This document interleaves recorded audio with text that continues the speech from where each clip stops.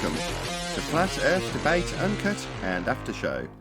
I'm your host Nathan Oakley, and if you are new to this channel, or you've not done so already, then be sure to subscribe, then hit the bell notification icon to keep up to date with the Flat Earth Debate. If you would like to support the channel, there is a super chat that runs alongside each of these shows while they premiere, and there's also a PayPal, Patreon, crypto and thanks button in the info box below the video. Speaking of patrons, I'm going to do a quick shout out to all of you who do support me on Patreon. So, a massive shout out of thanks and appreciation to Phoenix Rising 86, Retro Bill, More Books, Cannabear, Fibre Oats, Bogey, Michael Kahn, Rob H, Ben White, John Kays, Patrick Gunnels, Banter, Will Brax, Mel B Styles, Troy Shuker, Harry Blade, Mobile Max 777, Neo the One, Open Minded, Reese Pound, Del West Watson, Maria Neelands, Unbelievable Productions, Blue Ridge Ranger, The Real Gabster, Liam Nedrick Jr., Abraham Mohammed, Skeptic936, Life is Short, Texas Mike, and David Wayne Foster. So another massive thank you to all of you for supporting me on Patreon. Now I will hand over to whoever is in Discord and Google so you can enjoy their dulcet tones while I set up for today's live show. 50,000 feet or whatever it is. Yeah, go ahead. Yeah, and obviously, so if that's 60,000 feet, yeah, this 8-inch per mile squared. I don't know if you see it on the main chat there. So one of them globies put it in there. But obviously, so what if that? This is what I don't understand, right? So if that's 60,000 and you can't even see a curvature, it's straight lined everywhere in it, yeah? Then it's already over just by that proof, right? Yep. Why are you even going there? We've debunked it with the black swan. I wouldn't even waste my time with those nonsense photos. Yeah. It's basically been destroyed 7 ways running. But it's still a hard job. Who's that? Stevie? What's up, Stevie? Hey, Neil.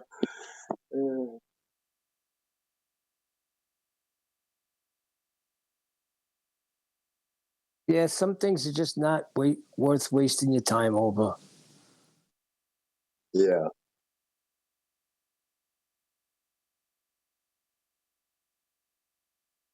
As Nathan says, the horizon is not Earth curve. No, that's right, it isn't.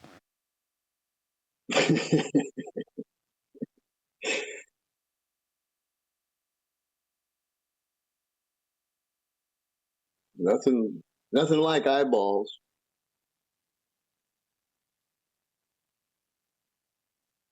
I like mine. It's a flat Earth view. They just pounce on, and they used that video of the sun coming up where the aircraft. It looked like the sun was below the aircraft, and they used that as a proof to prove that they live on a globe because that was the sun coming up. I mean, I've got no issue with them describing it as coming up. It's when they describe it as coming up past the physical limitation called Earth curve that we've debunked. Then there's an issue. Yes.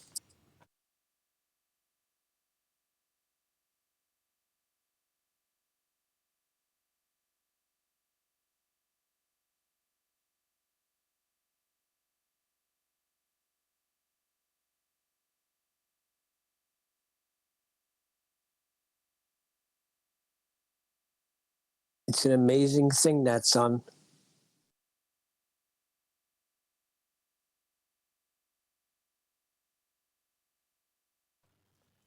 So you're getting into the chat skanking then, Moop? Is that why you're talking about this? Yeah, I obviously, when I was bored in bed, I searched the term flat Earth on Twitter, and just looked at all the people like replying to flat Earth. And obviously, I was plugging your show, by the way. I was thinking, no, listen to Nathan Oakley, come on the show if you think you could, obviously. And then obviously, I didn't realise that there's some real anti-flat Earthers out there, but they're in a mob and they just mob you. And it's quite funny actually. So. Tell us all about it. Try doing it on the NASA channel.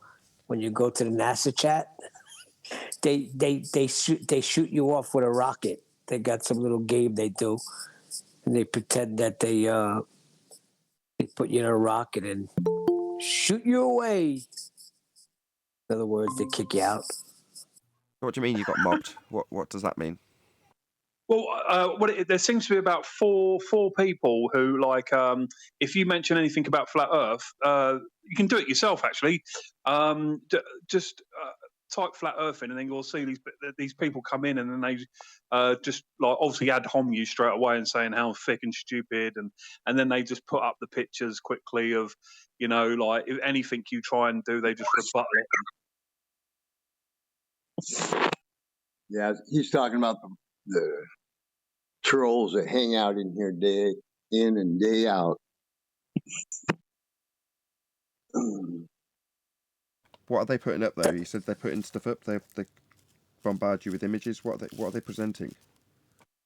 Well, one of them was the one I showed you. Remember the one you went through, which I was having a debate with. Do you remember the one you went through? The Polaris Lite parallel rays for the angle for sextant? Vaguely. The one yesterday I do remember. That was the one with a sun that was claimed to be in a non-physical position, but that was someone else. Was it beyond yesterday? If so, no, I don't remember. It was. Yeah, I don't remember. He's talking about the one with all the tangent points around the whole. Oh, I do remember. Yes, I do. A load of guys stood on a circle with flat plates below each of them, right? Yes.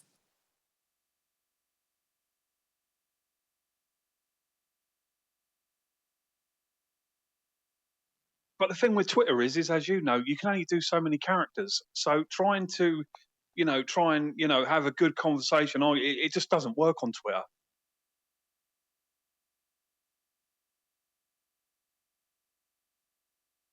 Good morning. Hey, 10th. I came in late on this conversation, but I'm picking up trolls and conversations. Why are we having conversations with trolls once they identify who they are and what their strategy is? That's a good point. Yeah, just ignore them. If they're not interested in hearing your side fully, then why should you hear their side fully?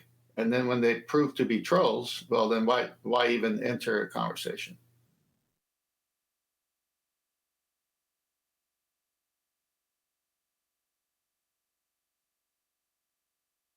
I suppose what it is because I suppose there's people who are on the fence about flat Earth, like meaning like they're like, oh, what, like, and they're struggling.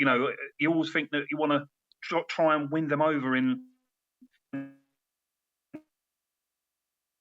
people who are like the trolls. Well, engaging in a conversation that people on the fence might be listening to that's meaningful is good. Engaging in a conversation with trolls when there's four of them, as you said, and their whole purpose is to create chaos, and so the salient point cannot even be discussed. Then what did those people on the fence hear? Back and forth, this and that. And then all of a sudden they go, nobody knows. This is confusing. It's then mission accomplished for, trolls. But if you don't ever enter that conversation with trolls, once you identify that they're trolls, then it's like, oh, okay, that guy's here to harass. That guy called them out. And now they're still waiting for a good conversation now. Yeah, but you never know because he said he was plugging Nathan's show. So you never know. Some people in there might, wander over here and get educated. Well, plugging a show is one thing. A conversation with a troll is another. There's nothing wrong with plugging the show. Oh, they're all anti-Nathan Oakley, though. Say again? They were all anti-Nathan Oakley. As soon as I like, oh, him, oh, right, yeah, and then just obviously spewing the hate. They had hominin attacks. And I was just going to say that. A lot of them know about you, Nathan. Well, that would cause the people on the fence to show up. If they see that all those guys hate this one show and this one guy, mission accomplished for you. And they'll show up for the show then. Good job. I like the Well, ones he's the sort of best. talking about this room right here, isn't he? That's what we're talking about right here. Who was that No, talking? I think he said Wikipedia or something. No, Twitter. Sorry, Twitter. Twitter. I was Twitter. talking I'm about. sorry.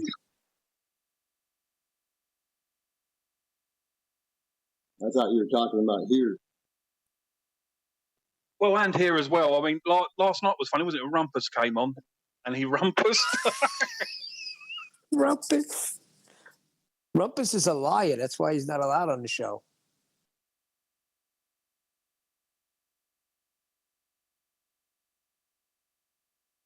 He comes in here and trolls. No, my favorite one, Stevie, when you're dealing on different platforms, and then you find the people that do know of Nathan Oakley, and they say, "Oh, you really think that Nathan believes Earth is flat? Oh, he's got you conned." Those guys, they especially make me laugh.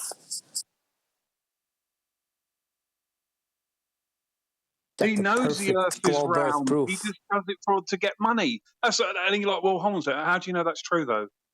Have you watched his show long enough to know that actually he's a YouTube presenter, and actually that's part of the thing, right? So, and we know that there's nothing. You don't have to mix that up in any other different way than what it truly is.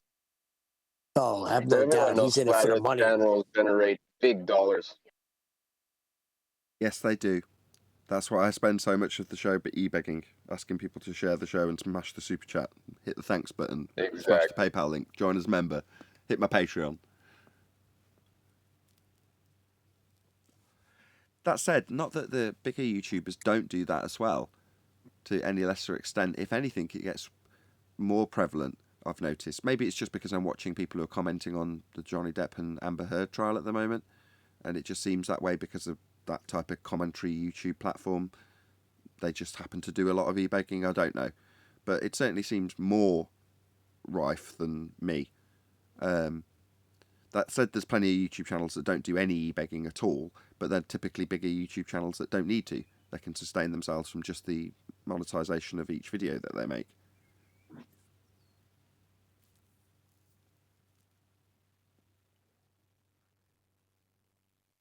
But no, we're fringe content, so you'd be far better off making, at the moment, how long that will stay mainstream or replacement for us, I don't know, but anti-flat earth has replaced us in the search listings. So from that perspective, you'd be better off being a glober if you're here to make profit from YouTube videos. I mean, if that's your only motivation. Yeah, but you do want to make money. I mean, this is what you do for a living. Yeah, I want my YouTube channel to make me a living. But ethically, I'm not going to turn around and say, well, looking at the numbers, it's better to make globe earth videos, so I'll do that then. No, you can't. You've got to do what you're passionate about, right? Well, the anti-flat earth / flat earth paradigm on YouTube isn't something I can do anything about. Yeah, you could say you could change your views. I think that's the point, though, isn't it? Isn't that what they're trying to get you to do? That would be my reading between the lines. Some have, as we know. We won't mention their names. Right, okay, you mention whoever you want. It rhymes with Shanti. It doesn't mean anything anymore, though, doesn't he? Because he's dissolved that name and that channel. So that doesn't mean anything anymore. But yeah, okay, there's people who've transitioned back from globe earth to flat earth and back again. Okay? Now, others have claimed that they've done that purely for monetary reasons. Now, I don't know that that's true. It does look like that, but I don't know that's the truth.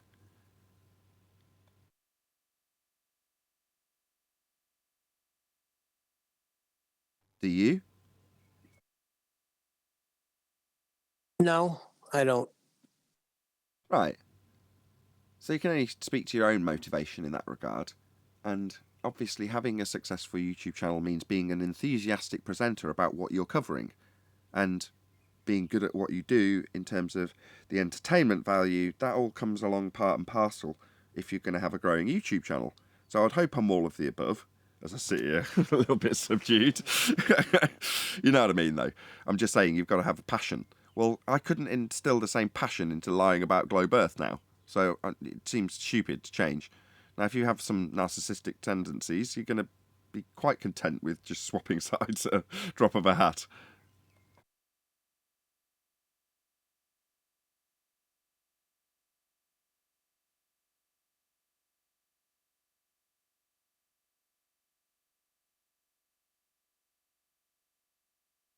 Plus, there is another aspect. Go on, whoever that was. I was just going to say, no slides tent?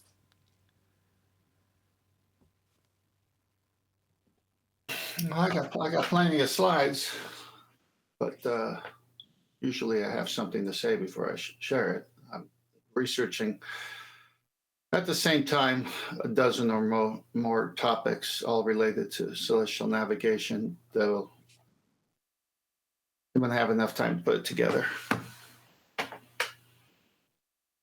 I was going to ask yesterday when you was sharing your slides, obviously because I'm in Discord now.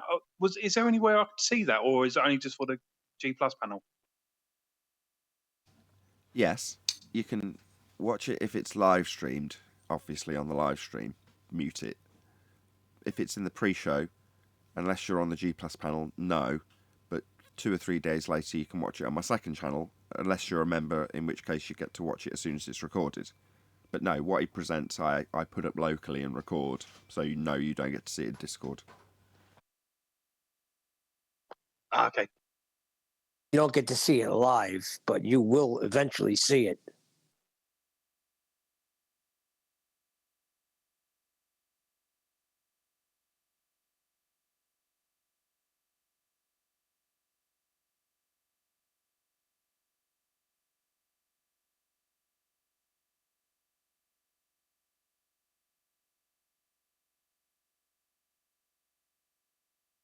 Well, I'm glad we do the warm-up. Glad we're all so enthusiastic. Well, I was going to say, Phil B, let's just focus on him for a minute. There's this other genre I'm into, with the mob genre. And this one guy was bragging to be this supposedly really big, rich guy. And to make a long story short, one of the other guys, he put a picture up of his computer setup, and this thing was extravagant. So this other guy looks into it, and he checked the comments to make sure that this guy that was showing this fancy computer, was agreeing that it was his. So some comments were like, wow, Vinny Green, you're really killing it. And he was like, what a setup. And his comment back was, this is just a backup. So what this other guy did was he took the picture and did a reverse image.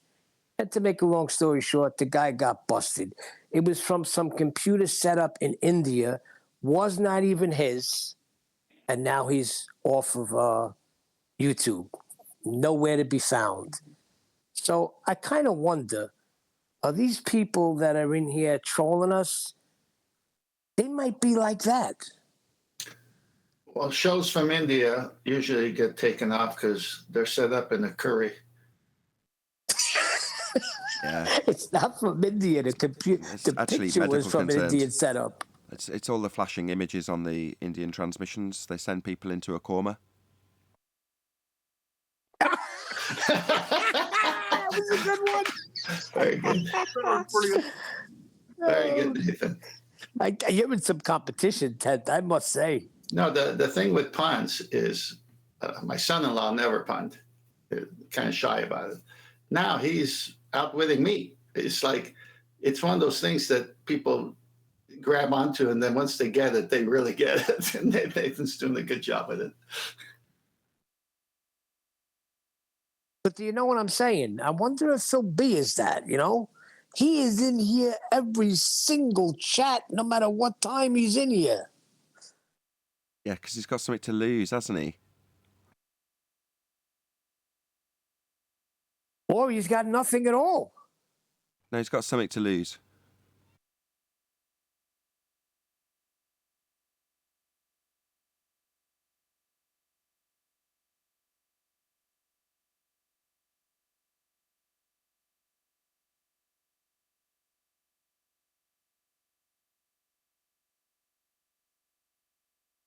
What has he got to lose? His reputation, Says, the use of the magic trick, the use of I'm a professor, therefore if I say this is the case, you should understand that that's empirically validated because science.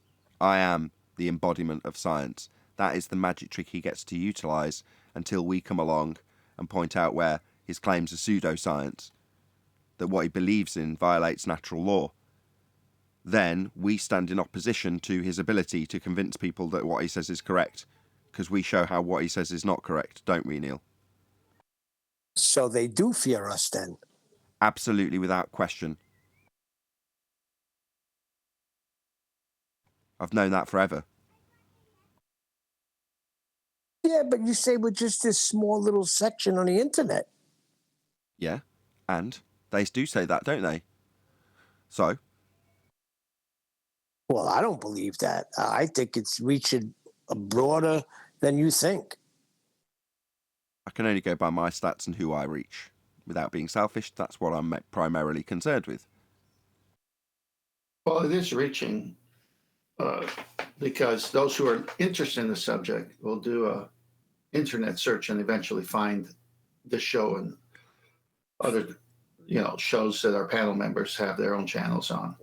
The problem I'm seeing is the flat earthers or so-called flat earthers channels. They go on there and get on some of these bigger platforms and make movies, and then they present it as the best evidence for flat earth, and then the people watching it start mocking it because they don't have the arguments there as concise as the show here does. I'm not saying that we're the only place. I'm just saying that when I see videos from different areas of interest on the internet responding to the gyro and how it proves Earth spins, it's like, really? Now they mock. They said the guy had to spend $20,000 to prove the Earth spin. What kind of idiot would spend $20,000? We know the Earth spins. I mean, do you see how this thing just caters to that? So obviously that never happened. And so I think the flat earthers who don't know their arguments, who go there with stupid arguments, are hurting the cause more than helping the cause when people are truly interested in finding out why do people believe the earth is flat. Right. Yes, confirmation bias is always going to be a big problem. Fresh grown flowers. Can you pop yourself on local mute unless you wanted to add something? You've been causing a bit Sorry of about that. chaos. Well, doesn't the heliocentric dogma literally fall apart at step one at science, which is observe a natural phenomenon? I mean, anybody can go outside right now. You can do this if you want. Go outside, go to the go to the ocean and see a flat horizon. That there's one proof. No curve. We don't feel the Earth allegedly spinning like they say they do. Well, that's two debunks. I mean, I don't get it. Well, you started off by saying they don't have phenomena, but then you haven't listed any. None of what you listed was phenomena. Yeah, that's what I was thinking. On observe on one was go to the ocean and see a flat horizon. Is that not a natural phenomenon? Looking at a flat horizon? No. That's not a natural phenomenon. No. Do you know what a phenomenon is? Go ahead and enlighten me. Something happening. Yeah, something happening, which is the Earth not curving. That's something not happening. Which is the Earth not curving. Yeah, that's something not happening. So when I say it's something happening, you present something not happening as though it's a phenomenon. It isn't, because a phenomenon is something happening. So, for instance, the stars moving, yeah? That's a phenomena.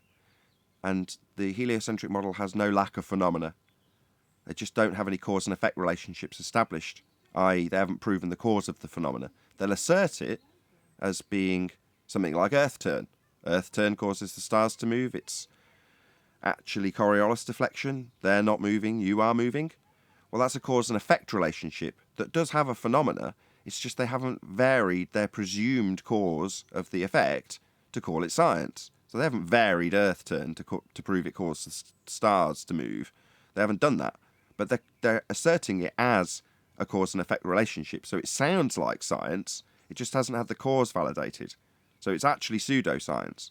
But it starts with a phenomena. Stars moving, that's a phenomena. Earth not curving away, that's not a phenomena.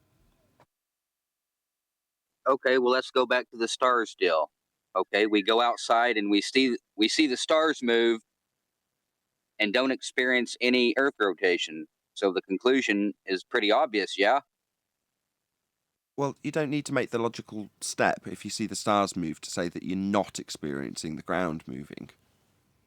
But the only time we experience any kind of movement of the body that we're on is within an environment that has walls all around us. What do you mean? And the globe Earth doesn't have any walls, does it? I don't follow what you mean. We only experience Okay, rotation. well, you say we don't ever experience Earth rotation, and then the baltards come in and say, have you ever rode in a car or an airplane? And that's a false equivalence, because the car and airplane, whenever they say in a car or in an airplane, that's a false equivalence, because the car and airplane has physical walls surrounding you to where you don't feel any movement. Sure, you're right. You're still moving, but I you agree. don't feel it.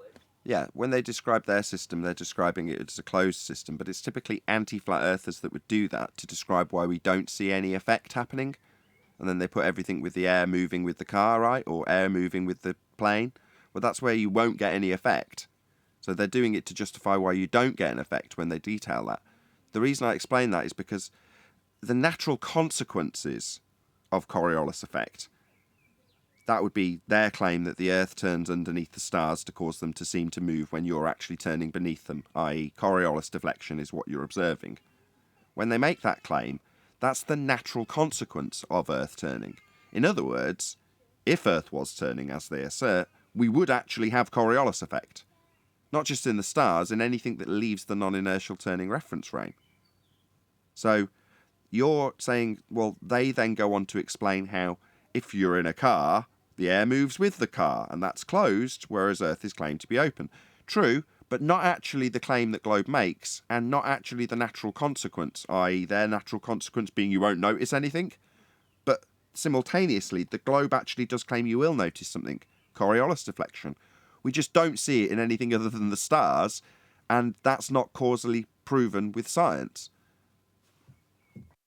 Yeah, I was talking about sense of touch, though. We don't feel any Earth movement. And once they say that, oh, the air is moving with the Earth is why you don't feel it, well, the wind right there debunks their fucking shit, because the wind changes direction. Yeah, correct. I know this from experience. I live out in the woods. I've had the wind shift from south to north to south day by day. So I mean, is there Earth spinning orb Earth rotating north and south now, and not just east to west, or what? Sure, but you've whistled past my point I'm trying to lay down, which is that isn't their claim. You're addressing an anti-flat Earth rebuttal.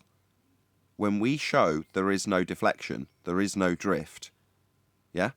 They say you wouldn't expect to see it. Earth is like an aeroplane. All of the air moves with the aeroplane.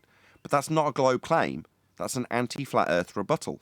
Now, while you're right, it's a false equivalence to say that Earth has got all the air moving with us, because it would mean we were in a closed system when it's claimed to be open, violating the second law of thermodynamics with the gas not filling the space.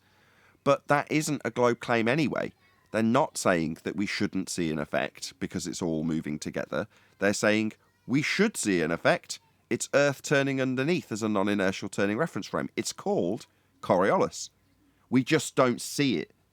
So when we point out that we don't see what the Globe claims we should, then they launch into, you'll be in a closed container and it all moves together.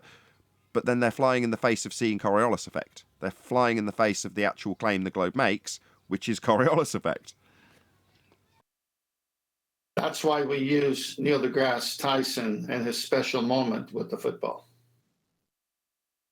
Yeah, so you're falling into the trap. No, I'm not being disrespectful to you, Matthias, but you're falling into the trap of defending their anti-flat Earth rebuttal like you need to, and you don't. If they're saying there's no effect to see, so they're describing how, look, if you throw a ball in an aeroplane, it still moves with the aeroplane at whatever rate the aeroplane's going. So therefore, no effect to see. Well, at that point, you need to be saying, so there's no Coriolis drift then? The globe claims there is. Here's an example. Neil deGrasse Tyson says the Earth turned under the football. Took a deflection aided by Earth's rotation. That's Earth turning under the football. That's their claim. It just doesn't manifest in the hot air balloon that's hovering over the ground, yeah, or the aeroplane that's travelling across a continental distance, because when they do, if Earth was turning underneath, it would shorten the flight times. That's why they then tell you that we wouldn't expect to see any effect, in spite of the globe claims that we will. We just don't. But how can you bring in Neil deGrasse Tyson whenever and talk about his claims that he's made to other ballers? Wouldn't that be kind of like a straw man? No, hostile witness, that's their claim. You're fighting against something that isn't their claim. You're saying, when they say Earth and atmosphere moves together, well, who's they? Is it a globe claim? No, it isn't. You're fighting against the response to the fact we don't see the effect the globe claims. Globe claims Coriolis drift. We'll see drift. That's us on the ground turning beneath stuff. Do we see that? No, we don't. So we, flat earthers, say we don't see Coriolis deflection. Nothing's drifting away, and if we did, flight times would be reduced. You'd go up in your hot air balloon, and to have Coriolis, it means you look at the hot air balloon and go, oh, look, it's taking a curved path. It's not really, it's just going up straight. If you were in the hot air balloon, you just travel up straight, you just fill it with hot air. But from our position here on the ground rotating beneath, it looks like it's curving away from us. Well, if it's curving away, that's Coriolis effect. Seeming to curve away, actually just going up straight, but because you're turning beneath, looks like it curves. Like the football curved through the goal. Didn't really curve, just looked like it. You and the stands and everything that was attached to the ground turned underneath the football. That's their claim. But when they start denying that that's their claim and justifying why we won't see the effect, your suggestion is that we should fight against that. Point out that it's a false equivalence because one's sealed and one isn't. Well, no. Point out that they're saying there'll be no drift then. So they're debunking the claim that the globe makes that there will be drift. When they give you an example with no drift. Simon Dan showing a man on a trampoline not drifting, telling me my reference frames are in, is actually him saying, check out my example of nothing happening. No drift to see. Okay, well, the globe claims there'll be 15 degrees an hour of it, Dan. So you're showing us how there isn't 15 degrees of drift in this guy on a trampoline? So flying in the face of the claim that there's 15 degrees an hour of it then. A la the stars, a la the pendulum, a la the gyroscope. They're claiming the Earth turns underneath those devices 15 degrees an hour. But when we show it doesn't affect anything else in physical reality beyond their parlour tricks, they tell us it all travels together. Well, isn't the guy jumping on the trampoline, you know, the tractor, and it has a trampoline, and it has two walls in the front and back of the trampoline? Isn't that a false equivalent since there's walls in front and in the back of the trampoline? I missed that when my wife was talking to me. Say again. The tractor example where they have the tractor riding down the dirt road with the trampoline on the back of it, and there's people jumping. Well, there's also two walls in that in their little test there. No, There's I appreciate a wall in the that. front of the trampoline. Okay, you're trying to now debunk the trampoline. The globe claims drift. I'm saying it's a false equivalence. Yes, I know, and I've tried 3 times to point out why you shouldn't be combating that argument or combating the fact that they're not drifting on the trampoline. The globe claims there'll be drift. This is an example of no drift, isn't it? It's an example of a false equivalence, in my opinion. Sorry, the globe claims there'll be drift, and our opponents are showing us something with no drift. So at that stage, you say, so these people on a trampoline aren't exampling 15 degrees an hour of drift. like the globe claims, how is this useful to your globe claim that Earth has drift? It isn't. But if you want to argue about how they should be drifting, suddenly you're arguing for there being drift or the fact there should be drift? Why would you be arguing for there to be drift when you're a flat earther? You're falling right into their hands. You're playing into their scenario where you fight for drift by way of false equivalence. You're fighting for them when you say, oh, there should be drift on the trampoline if there wasn't walls. No, they're just giving you an example of something that doesn't example what Globe claims should happen. Globe claims drift, the trampoline's not showing it. So ask them why they're showing you this example when the Globe claims there should be drift, 15 degrees an hour of it. Your reference frames are ruined. I'm saying for that test to even be considered worth even fucking evaluating, they need to take the walls down and then do the test and see what happens. What do you think would happen? Do you think the guy would fucking keep landing on the trampoline, or is he gonna fucking hit his ass on the fucking ground? You're missing it. You're missing it. No, you're missing it. No, It's a you're false not getting the equivalence argument to begin style with. that Nathan's trying to show you the argument style, and you still want to prove that that's a bad example. And no, I'm not trying to prove nothing. I'm just trying to say that it's a false equivalence. It's the test should be fucking just swept under the rug because it's a bullshit fucking false equivalence to begin with, man. Okay, you can say that, but If you guys want to argue a false equivalence fallacy, then go ahead. I mean, it doesn't make any sense. Slow down for a minute. Slow down. We're not your enemy. So what does the globe claim? Drift or no drift?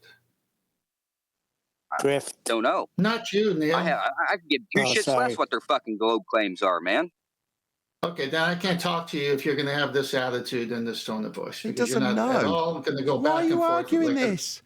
And now, if you came to us with a position of ignorance, humble, and said, I don't really understand what the globe really claims, then we'd explain it to you. But you're telling us what we should and shouldn't argue about and how it's important that false equivalence is highlighted. False equivalence to what? You don't know what the globe claims. How can it be a false equivalence by your standards? I do know that their globe claims there is no fucking walls in front of or behind. Yeah. So you know what they don't claim? Yeah, what do they claim, though? They claim there is no walls. No, that's not a claim. I don't see any globe claims that say globe claims there is no walls. That's not a globe claim. See, you don't know what you're doing. Now, I don't mind that if you weren't so bloody arrogant and telling us what we should or shouldn't be doing when it comes to Coriolis effect. My God, I know this argument inside out, back to front. But you're telling me what I shouldn't be arguing and how it is or isn't useful to point out a false equivalence. I agree with you, it is. It is, but you don't know why. Because you don't know what they're claiming in the first instance, do you? So why argue a false equivalence with them? Why is it a false equivalence? You don't know. You couldn't explain it to me. I just fucking told you, Nathan. No, go on then. Go on then. Watch. I'll get interrupted. Or probably muted, but whatever. Their globe does not have any fucking walls. Yeah, we heard that. That's not a globe claim, though, is it? I've already tried to point this out to you. I'm trying to get you to establish what they do claim as opposed to what they don't claim. But you're continually telling me that it doesn't have... So you find me a textbook that says the globe claims no walls. Like, that's a useful claim for the globe to be making. Now, what the globe does claim is Coriolis drift at 15 degrees an hour. So if you're going to say showing something not drifting when the globe claims there'll be 15 degrees an hour of it, then it becomes a false equivalence.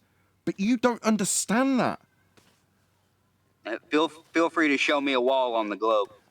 Go ahead. Oh, my God. Because they make claims about that, don't they?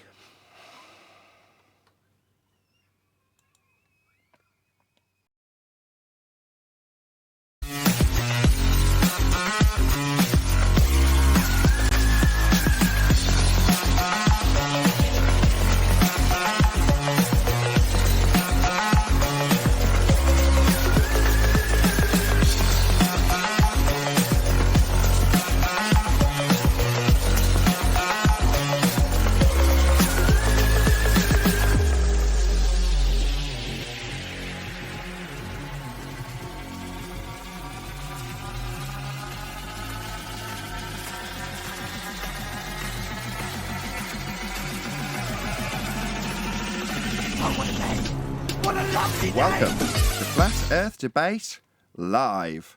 I'm your host, Nathan Oakley, and if you are new to this channel, or you've not done so already, then be sure to subscribe, hit the bell notification icon, and join button if you'd like to become a Nathan Oakley 1980 channel member and keep up to date with the Flat Earth Debate. If you would like to support the channel, there is a super chat that runs alongside each of these shows while they are live, and there's also a PayPal, Patreon, crypto and thanks button in the info box below the video. Most importantly, if you'd like to join the discussion, simply mute the page you are currently watching, then click the link in the info box below this video to join the panel and express your views on the nature of Earth. If you do join, please don't swear. If you do, you'll be ejected, and if you are, please don't try to rejoin the stream using sock accounts. You'll be warmly welcome back on the next stream. Please also share the show on social media. Sharing the show obviously increases the live audience, but this in turn increases the chances of a more diverse panel, so please share the show on Facebook and Twitter. One last time, if you're new to the channel or you've not done so already, then be sure to subscribe, hit the bell notification icon and join button to keep up to date with the Flat Earth Debate. Now, we are joined by Neil, 10th Man, Arwin, a whole bunch of people in Discord, so welcome one and all. Hello, hello, hello, hello. Good morning. Good morning. I'm Walden here. Morning. Big shout out to Matthias for warming up the panel appropriately before the live show started. Thank you very much indeed. Any evidence of axial rotation of the Earth-based variety? There's no walls. That's not a claim of Nope, globe all you makes. got to do is go outside and experience life for yourself, and you can discover that there is no movement of Earth. You'll feel wind, and you'll see the stars rotate from east to west in the sky, but you won't feel any rotation. But they claim that movement of the stars is as a cause of rotational Earth, though, don't they? That's their claim. They can claim bullshit all they want, but it's what you experience is what matters. Well, you experience them academia moving. Containment. You do experience them moving. You're forcing me to play a glober. Don't get triggered by me. I'm not a glober. But I'm going to assert that that is their proof of a turning Earth, that the stars move as a result, causally linked to the globe turning beneath those stars. It's called Coriolis drift. That's what they're claiming you're seeing in the stars. So you're saying, would you go outside and experience the Earth turning under the stars? Because that's what they say. How would you debunk it? I would tell them that they're appealing to academia and not common sense. Common sense says that the stars are stationary and we're moving to cause a Coriolis deflection at 15 degrees an hour. That's the globe's claim.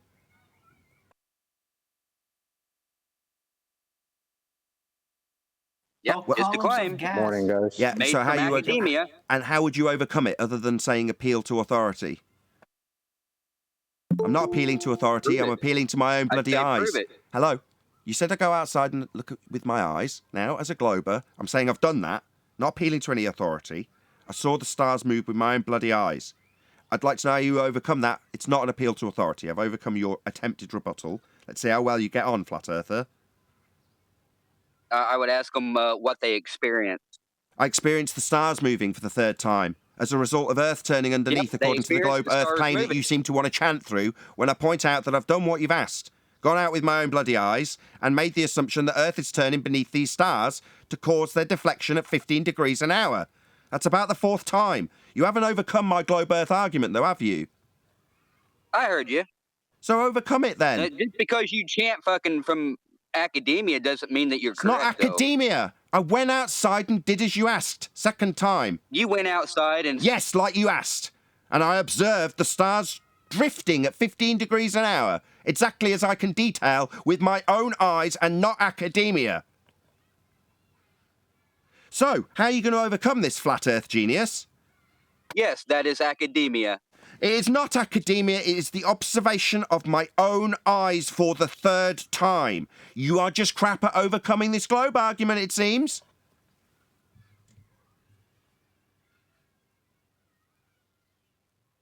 Hello? I've observed 15 degrees an hour of drift in the stars. Still academia. Just going to chant not academia. It's not academic. Do you not understand that me looking at it and measuring a 15 degrees an hour drift as I assume Earth turns beneath them, that's not academia. So assuming Earth turns beneath them. Yes, that's right. To produce So 15 assuming- degrees an hour drift I observed with my eyes. Yes. So they're begging the question. That's correct. That's a nice start that I basically gave you. No, I'm not begging the question. There is 15 You degrees said an hour. assume. Do you want to hear the rebuttal from a glober or not? Chant through me, fundy flat earther. You did say assume. Now prove your assumption. This is getting scary. Yeah, prove the assumption. I can observe the 15 degrees an hour drift with my own eyes. It's the 6th time.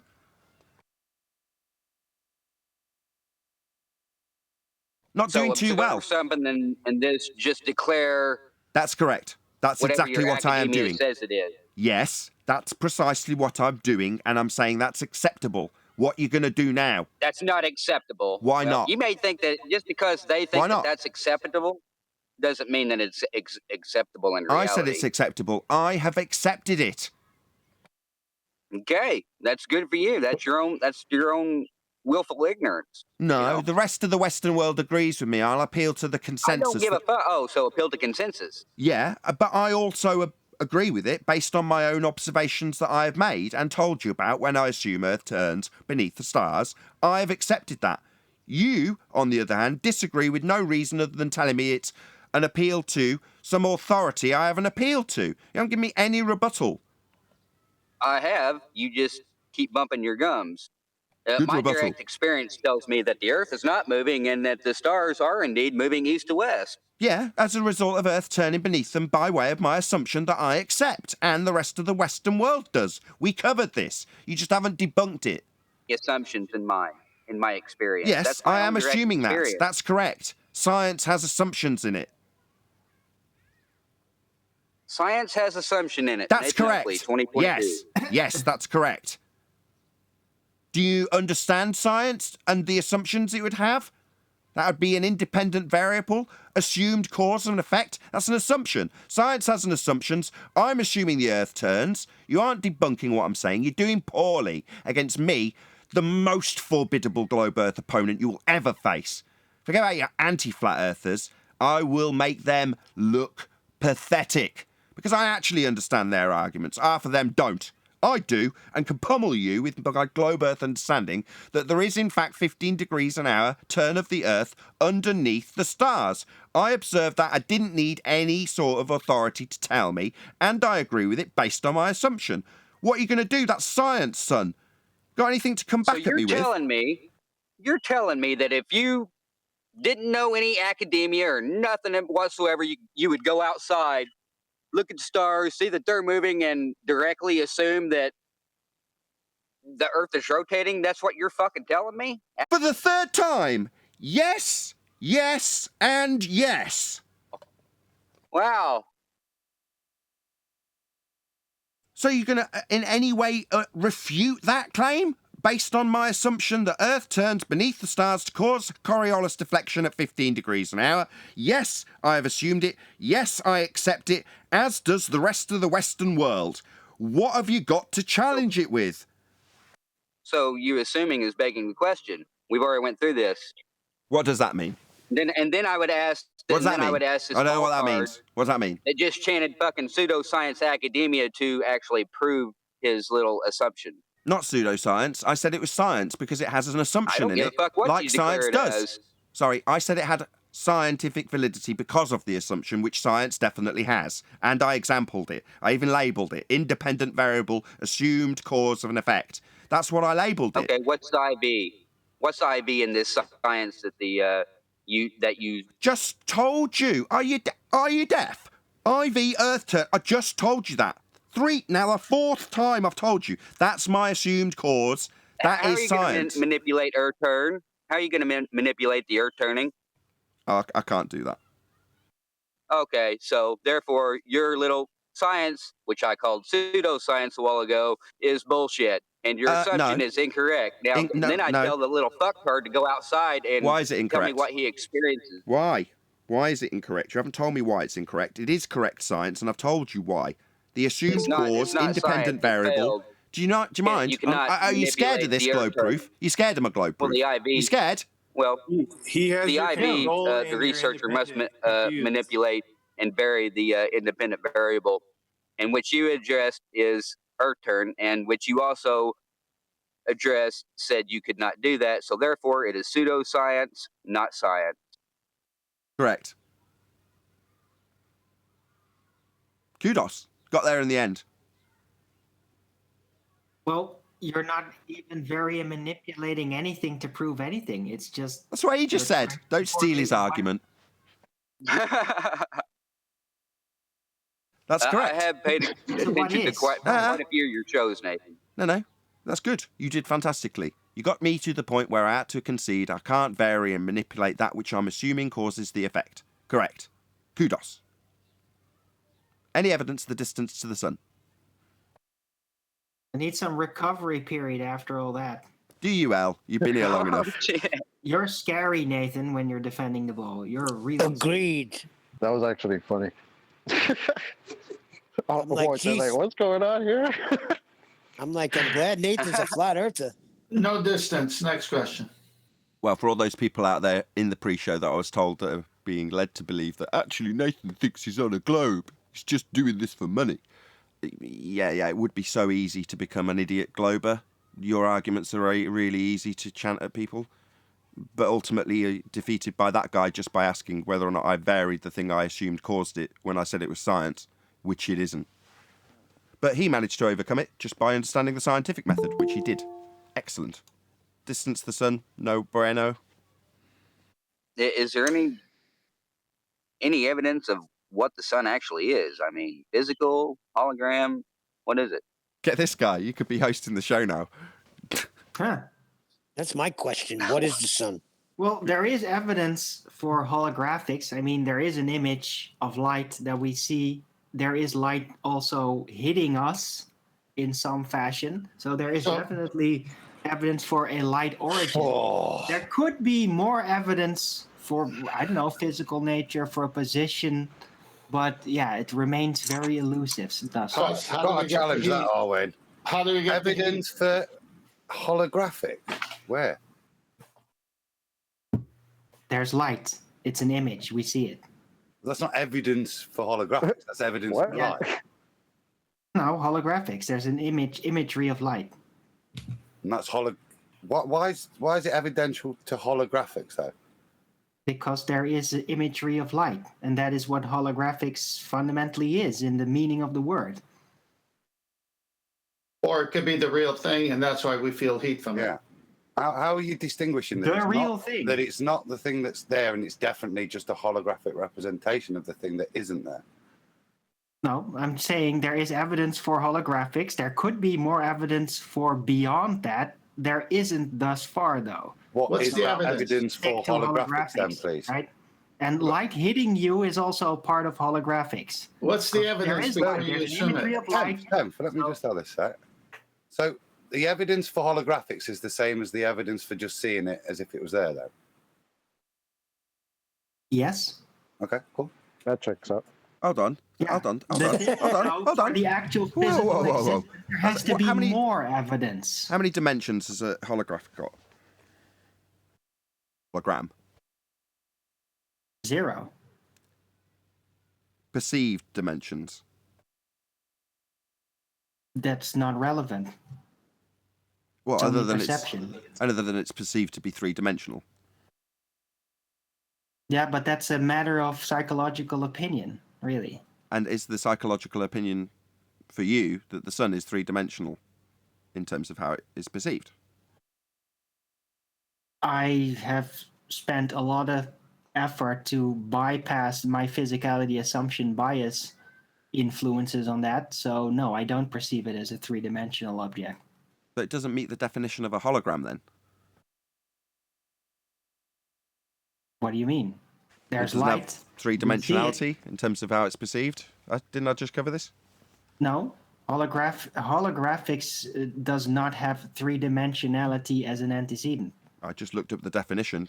Just take this line of questioning, but maybe your definition's different to the one I just Googled literally 10 seconds ago. Oh, right. Well, if you're going to Google it, you're going to get the more technological application of the word.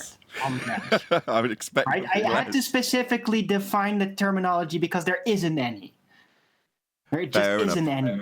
So it's a nonsense word that means nothing. No, it's not a nonsense word. It's a root word that just means imagery of light. And that's literally it. Okay. The Well, burden, some's of, definitely the, that. burden of proof, the burden of proof is on him, and he doesn't have it. Well, no, he meets his definition. So Are you that's saying Well, there's it's- no imagery of light? Are you yeah, not His saying it definition. meets his definition. We're not going to argue if it doesn't, because it does. Shout out to Rebecca, who says, brilliant show. Thanks, everyone. Been a subscriber for a couple of months now and learning lots, open brackets. Was into FE already, recommended by Dave Weiss. Oh, well, thank you very much to you, and thank you very much for David Weiss's recommendation. Really appreciate the support, by the way. Thanks for the super chat, Rebecca. Should we move on? Nathan, going back to that first By question. definition is only a description. Just wanted to say it's a Hold on, Luke. description because there is no standardized phrase for such a thing. How do you explain the heat? The shadows. Light creates heat. Shadows are created by light. And the hot spot, the GP? Light, still light. Okay, so then what have you proven? That it's real? That light it is creates a involved. shadow. So you've done nothing to prove holographics. You've just proven the sun is there. Its GP is when its zenith position over the Earth, and it emanates heat, and it causes shadows from buildings and trees. What have you proven? Well, that's a lot of claims that you still have to actually back by empirical I know evidence claims I for have an to back. actual position. Just because the coordinates might line up, right, doesn't mean that it's actually there. There's no physical approach. You don't see its angular size increase as you approach the assumed to be position based on your triangulation. Huh? So Alan, Nice word salad. that's not word salad. Whoa. Why is that word That salad? was good. Hold That on, I was- agreed with that's a every word of that, compliment you Ted. there. Why is that word salad? I agreed with every word you just said. Yeah. Well, it's something's going 15 degrees an hour. What is it? Something, you say. What is it? It's his burden. He has no proof for what he's saying. He's just saying this is what I am at because of my physical assumption bias. He hasn't proven anything. It's just his own belief. Excuse me, you're the one that has. I've got to stop you both. Right. For it. Stop. Moop had a question. It's probably on topic to this, so maybe one of you will get into it with him. Moop, what were you going to say? Please, God save us. Please, God save us. Oh no! I was just going to say there's a Coriolis in their ball belief. Is it that Coriolis is the sun and the moon? Are they? Everything's going at 15. Is that right?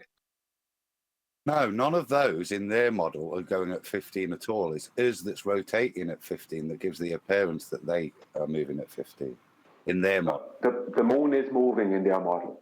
The moon is moving. Not to do with the 15, right, is it? No. It's got its own separate things which will vary away from that 15.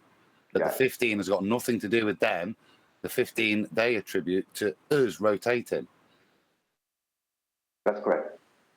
Every time you hear 15 degrees an hour from a globe Earth claim, it is the globe Earth turning that gives you an effect. Now, it might be an effect that's apparent, i.e. the pendulum knocking over the dominoes. Pendulums do not drift. They only move back and forth. That's an inherent property of a pendulum. So when you see it knocking over the dominoes, what's happening?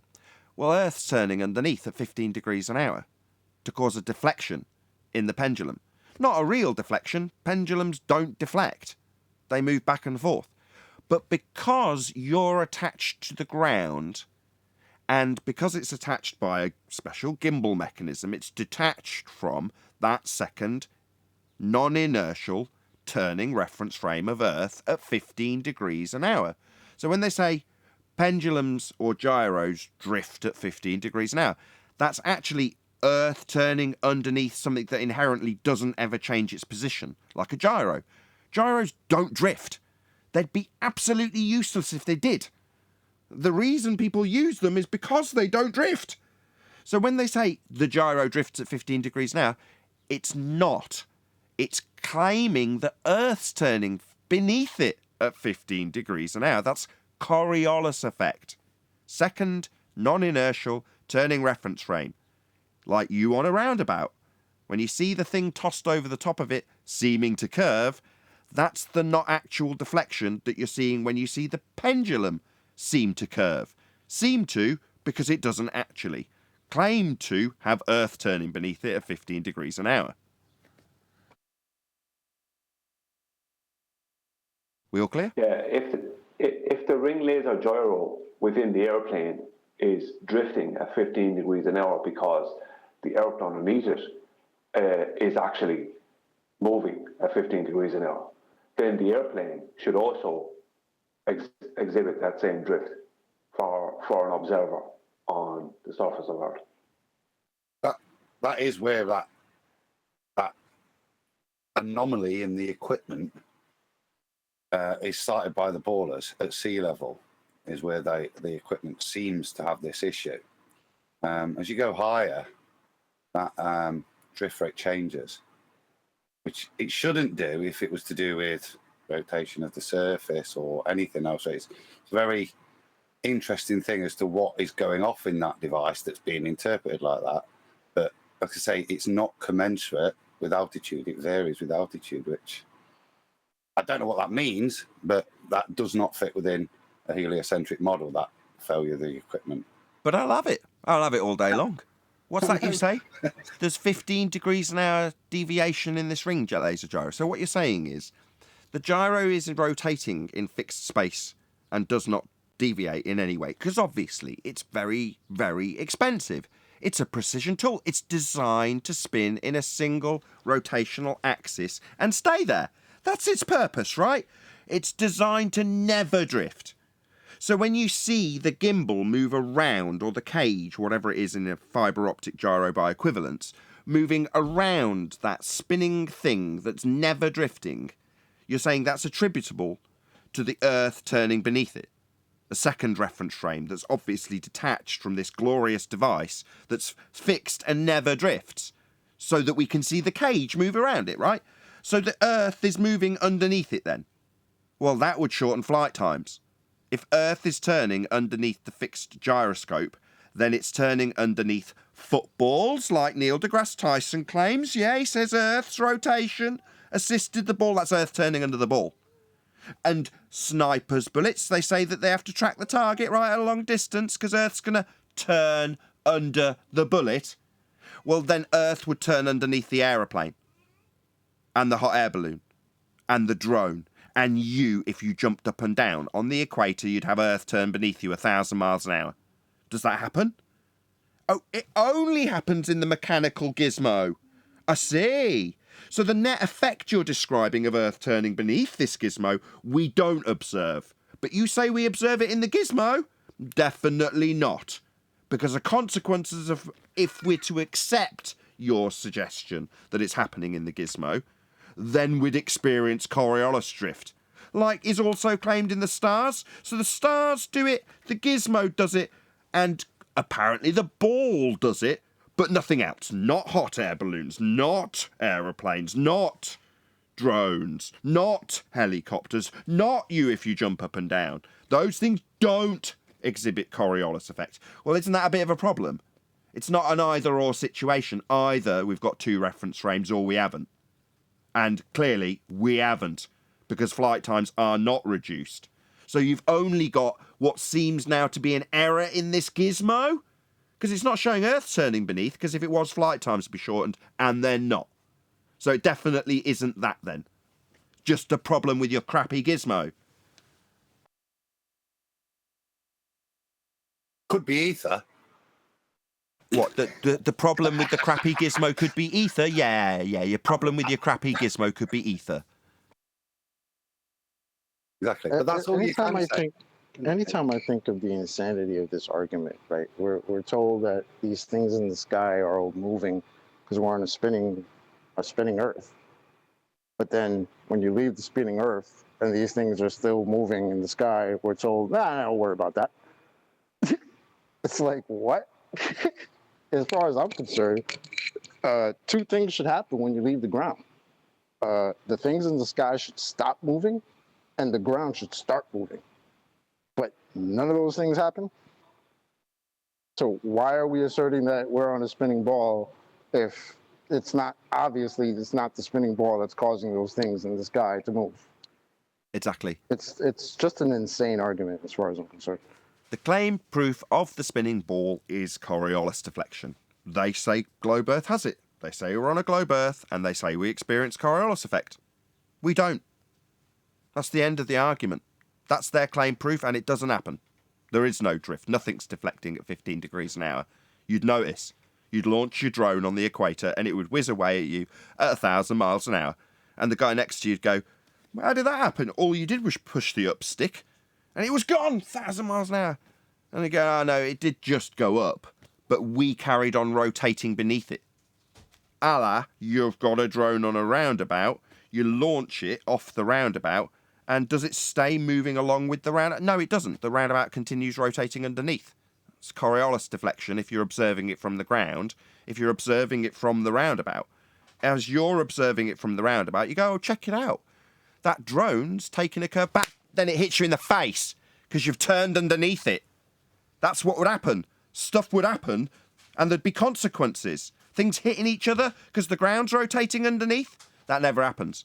There is no Coriolis effect. Their claim that there is on a globe fails. Now enter anti-flat earther, who says we wouldn't expect to see drift. I'll rephrase the anti-flat earther's rebuttal. We wouldn't expect to see the 15 degrees an hour drift that the globe claims we will see. That's their rebuttal. Well, that's funny, because don't they thank a particular person for supposedly proving 15 degree an hour drift? Bob Nodell. Yeah, they claim that his crappy gizmo that displayed 15 degrees an hour deviation from its supposed to be not drifting situation was caused by Earth turning underneath. They say, thanks, Bob, for proving Earth turns beneath the gyroscope at 15 degrees an hour, which would reduce flight times. Again, I'll take that all day long. Thanks, Bob, for absolutely cementing our claim that Earth is a non-inertial turning reference frame, and Coriolis deflection as the result. Well, thank you very much, because that definitely doesn't shorten flight times, so it definitely isn't happening. And at the same time, they say that we shouldn't expect to see that they just thanked Bob for. Okay, that makes sense. Yeah, the contradiction being, oh no, we wouldn't expect to see a reduced flight time as we observe a not actual deflection from the ground in the aeroplane. Check it out, that plane's taking a curved path. Man next to you says, nah, it's just us turning underneath because Earth turns. Oh, really? So we're turning towards that plane then? Yeah, the ground we're standing on is moving towards the plane, shortening its flight time massively. Oh, that doesn't happen, you say? Doesn't actually affect flight times in that way? Yeah, it would if Earth was turning and we had Coriolis deflection. We'd definitely notice.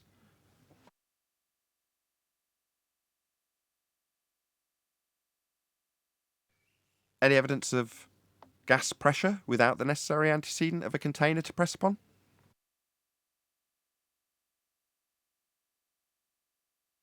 Nope.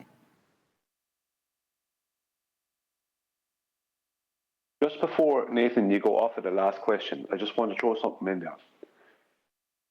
The modern gyro compass, the modern ones have ring laser gyros in them. Now, ring laser gyro and the fiber optic gyro, which is the one that Bob Nodell actually was referencing, because it wasn't a ring laser, it was a fiber optic gyro that the man from, I can't remember the group now, what are they called? Del Monte? That groupies. FE Core. Oh, FE Core, yes, that's right. Yeah, Callahan, or whatever the man was, or Shanahan. It was it was actually a fiber optic gyro, not a ring laser gyro. But both of those, they need a half an hour to be brought up to the correct RPMs or whatever. But I know it may not be seen as RPMs with them, but they take half an hour. The modern gyro compasses, it takes half an hour for a ring laser gyro or a fiber optic gyro to be brought to the correct amount of, we'll call them RPMs, I don't know if that's the correct term for it. So are people just turning them on and just getting dodgy results and going, look, dodgy results? Do you know what I mean? When it takes a half an hour for them to get to a particular point before they can be used commercially. You know, fair enough. Hanlon's razor. But like I say, it makes no odds to me. because they lose either way. What's that? You say there's a deviation in the gyro. Okay, so that's only causally linked by your globe Earth claim that makes it Coriolis deflection. Earth turning beneath 15 degrees an hour, right? Thanks, Bob. 15 degrees drift. Yeah, you're picking up a 15 degrees drift would be, from a globe Earth perspective, Earth turning beneath, shortening flight times. So I'll have it. I'll accept it. You say that that's caused by Earth turn. Okay. Well, let's start with the premise that Earth's turning beneath to cause deflection in the gyro. That's Coriolis drift, not actual deflection. 15 degrees an hour of it. Then Earth's turning underneath as a non-inertial turning reference frame. Yeah, we'd notice.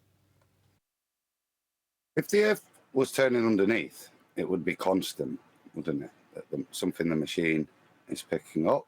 It's not going to vary. It's not going to do anything.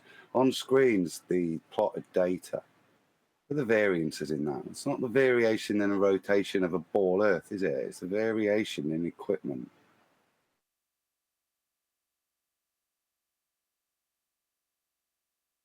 The technology issue.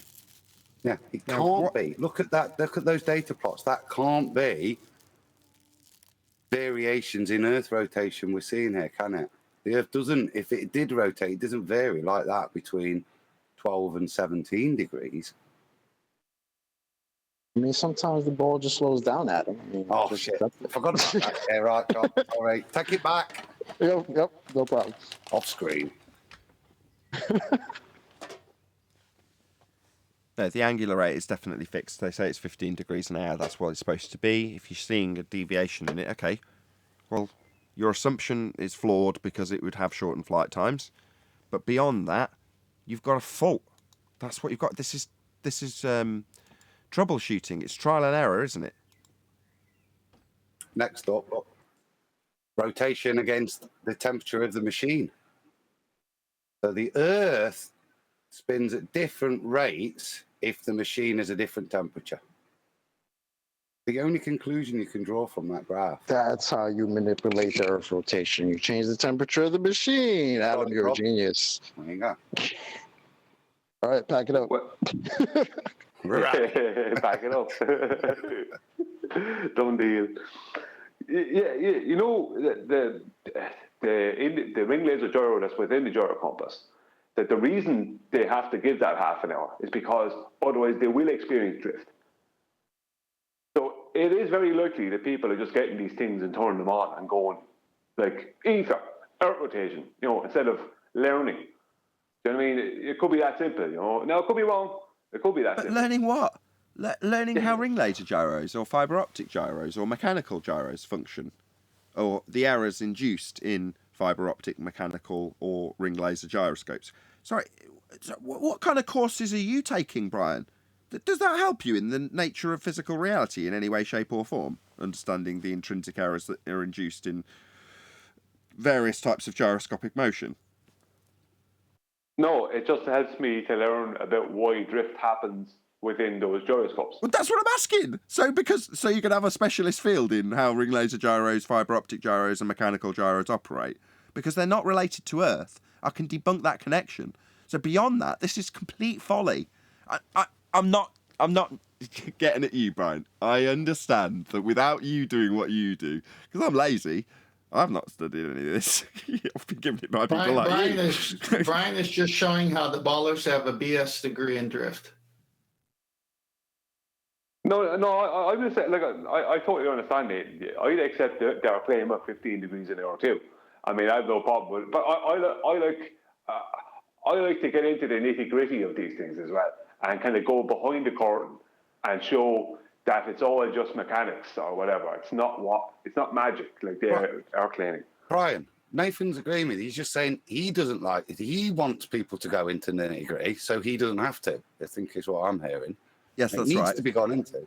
But from the audience's perspective, I'm saying, once you appreciate that the assertion, regardless of how the instrument functions or doesn't function, or has errors or doesn't have errors, the claim, if you just accept it at face value, let's accept that the machine is operating perfectly, there is no errors, but we are picking up a 15 degrees an hour drift in the gyro.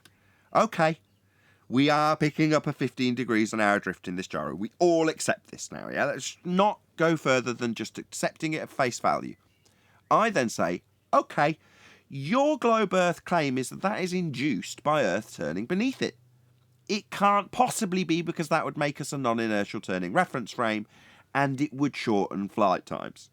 That's the net effect of having a gyro drift because Earth turns beneath it. It's a Coriolis effect. That's what's being detailed. So it definitely isn't that. Okay, so beyond what a globe Earther claims is the induced effect when this error happens in this gyro, what use is it beyond that once I debunk the assertion that couldn't possibly be the case, even if we accept that it functioned perfectly? Because there's other effects that would follow that don't happen. So beyond that, it's just a folly. It's just like looking into how graphics cards work or something similar after somebody's used a graphics card to create a CAD program to make a globe Earth argument. After you debunk light rays, for instance, do you then need to get into the functionality of how light rays are produced in GPU rendering? No, because that's a separate folly, like this gyro. That's my point. I like pointing out, like, you know, what our opposition do, and obviously people who like Bob, who want to claim things to do with ether and things like that. What they'll do when you don't have a real world effect, or even if you do, but you don't have a real world cause, and you're not going looking for the real world cause, you start latching onto things that you want it to be, or you want it to prove, as opposed to the reality of what it actually is. There's a reality when it comes to fiber optic, ring laser, and mechanical gyros. And that reality is they take a particular amount of time to get to the correct, well, I call it RPMs. You know, revolutions. They take, you know, half an hour for the light gyros and 4 hours for a mechanical gyro, if you're talking about the ones that are put into gyro compasses. You know, little things like what Adam just said. It changes with temperature. So when you raise an altitude, if you're raising up an altitude, going up a mountain or going up in an airplane, then that's going to be a change in temperature, is it not? You know, so if temperature can change it, you know, it's like, I like pointing out things like that as well. It's like, with something simple like temperature can change it, then obviously, you know, does temperature change the rate of the rotation of the globe? No. You know, it just makes it sound so just stupid. like changing my alarm clock actually changes time, right? Same thing. Yes, that's right. Okay, I'm just going to summarise what actually happens, though, because you've brought Bob Nodell into it. It's a reappropriation or a rearrangement of the affirming the consequent that's used by the globe Earth. So I'll explain the globe Earth affirming the consequent, then just explain how that's been reappropriated to make a different claim. So if Earth turn, then gyro drift. Gyro drift, therefore Earth turn. So if the Earth is turning, then we will experience a 15 degrees an hour drift in the gyroscopic motion as the Earth turns underneath. Earth turned underneath this gyroscope because I observed 15 degrees an hour deviation in it. That's an affirming the consequent. If P, then Q, Q, therefore P. The logical fallacy being that Q doesn't necessarily follow P. So therefore, when you rearrange the formula and affirm the consequent, it doesn't logically consistently follow. Further to that, your assumed cause of it in this instance is a begging the question fallacy, Earth turn. So if I assume Earth turn, I will observe drift in a gyro. If P, Earth turn, then Q, gyroscopic drift. Then I just put gyroscopic drift at the beginning. Gyroscopic drift, 15 degrees an hour of it, therefore Earth turn. That's an affirming the consequent. Now when that fails or proves the affirming the consequent, so if your proof is the 15 degrees an hour drift, and you ignore the fact that you're begging the question and affirming the consequent, you just accept that if the Earth's turning, then I'll see this gizmo do X. Well, the gizmo doing X doesn't prove the former statement. That's a begging the question fallacy. But when you fail, if you're the flat earther trying to prove that that won't be the case, that if Earth turn, then you won't get gyro drift or whatever you're trying to affirm the contrary to. When it fails, you just reappropriate the if P statement. So if ether rotation, then gyro drift at 15 degrees an hour. Check it out! Gyro drift at 15 degrees an hour. Therefore, ether rotation. All you've done is change the if P statement from Earth turn to ether rotation. It's still an affirming the consequent.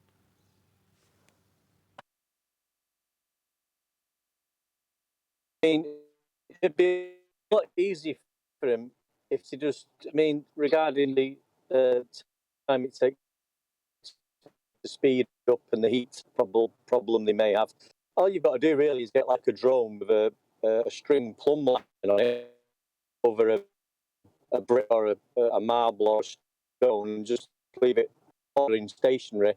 And if anything alters, it won't.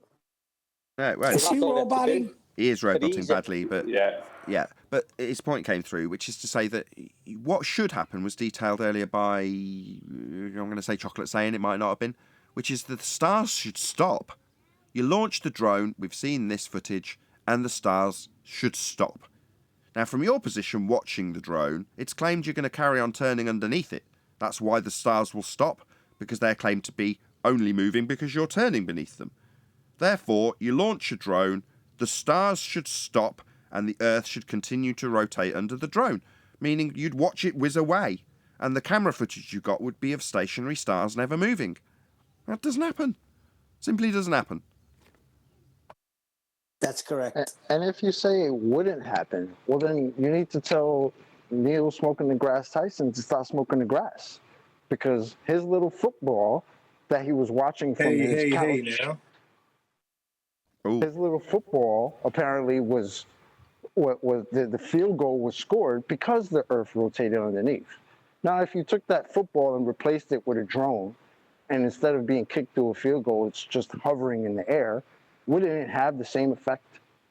Wouldn't the Earth still be rotating underneath that drone? Yes. So why wouldn't we see that?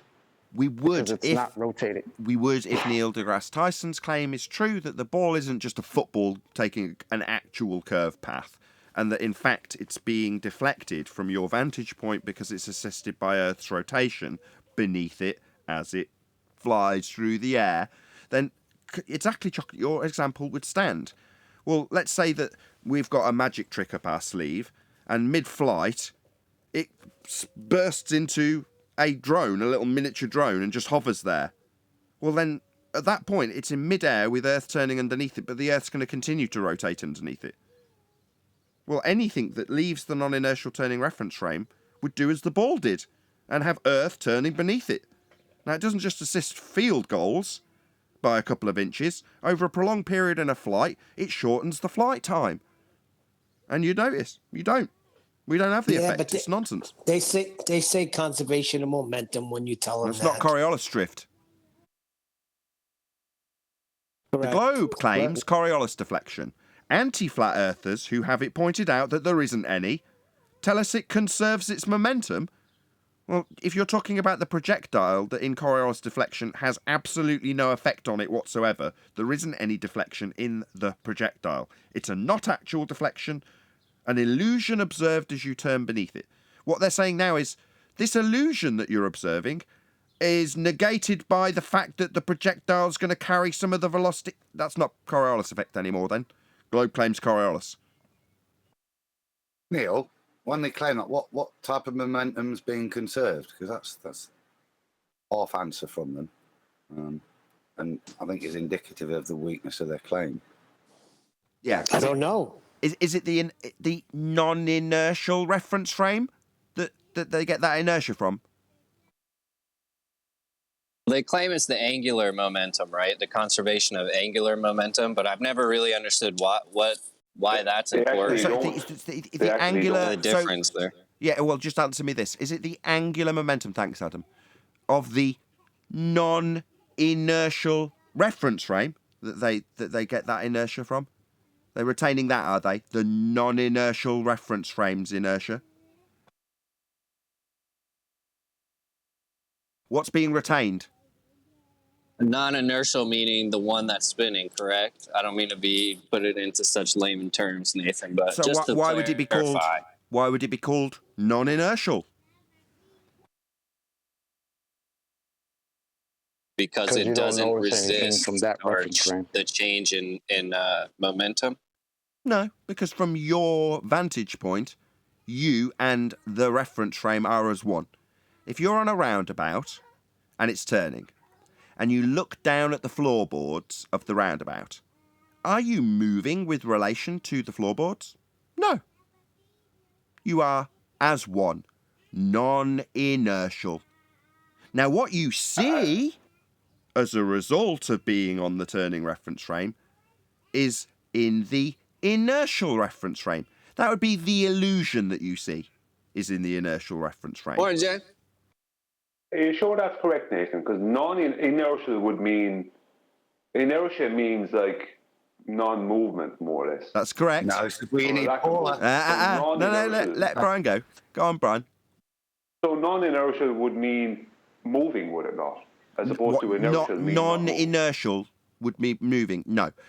The way the effect is described is the illusion you see when the projectile travels and you see it doing something that is attributable to your eyes being in a non-inertial reference frame. That is to say that the motion observed, the illusion created in the inertial reference frame, is based on the premise that you don't notice that you're turning. You don't realise that you're turning. You're on a non-inertial reference frame. So the effect you see, the curving you see, isn't real. But you are describing a curve, aren't you? So how do you reference that curve as an actual trajectory? Well, the answer is you don't. The curve being described is only apparent, meaning you see it, you actually see it curve. But you can only actually see something that isn't happening if you are under the understanding that you and the reference frame are as one, non-inertial. And the effect you're seeing is the inertial, illusional effect. Therefore, you and the reference frame, as far as your vision's concerned, are non-inertial. Thanks to Paula for explaining this to me. And that's me. Why and the Adam. air And Adam for where you explaining see it after the fact when I didn't get it when Paula explained it the first time. Shout out to No, but the way Paula does it just leveled it in my head. And it was something I struggled to balance with Brian, because it's counterintuitive in a way. But yeah, it was always thanks to Paula's explanation that got it leveled in my noggin. To describe something that isn't really happening as a curve, you've got to have the vantage point be non-inertial, i.e. not moving. So that, because obviously the curve, the actual curve that's taking place in reality is your turning reference frame moving. But that isn't the curve that's being described, is it? You're not describing the turn of the platform. You're describing, if you like, just so I can get the terminology to cement it in your mind, you're describing the turn of the straight moving object. But that's what you apparently see. You do actually see that. So the only way you can transpose the turn of the roundabout to the turn of the projectile is by having you be non-inertial by description. Complicated, I understand it. Most won't, and I understand why. Took me a while as well. Can I ask a question? If it's mathematically based, yes. We're supposed to be spinning. It's supposed to see Coriolis deflection. But while that's happening, according to the heliocentric story, is Earth falling around the sun right now? Yes. And that's what they call orbit? Yes. Wow. Thank you.